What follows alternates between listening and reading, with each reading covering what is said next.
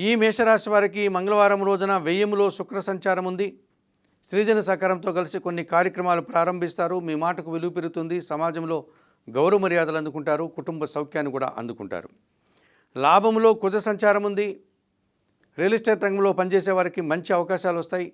అనుకోకుండా నూతన అవకాశాలు, భూవాహన లాభాలు కూడా అందుకుంటారు. తృతీయంలో చంద్రుడు సంచరిస్తున్నాడు. జన సహకారం బాగుంటుంది. మనసుకు నచ్చే సంఘటనలు కొన్ని జరుగుతాయి.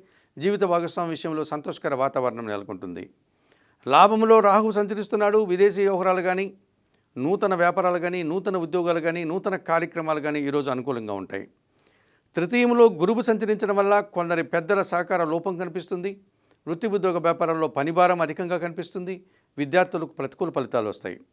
తెలుపు రంగు వస్త్రధారణ, సిద్ధి సాయినాథుని దర్శనం, సిద్ధి సాయినాథుని జీవిత చరిత్ర పారాయణం, పసుపు వర్ణపు పండ్లను గురువులకు కానీ పేదవారికి కానీ దానం చేయడం వల్ల మరింతగా మంచి ఫలితాలను పొందగలుగుతారు.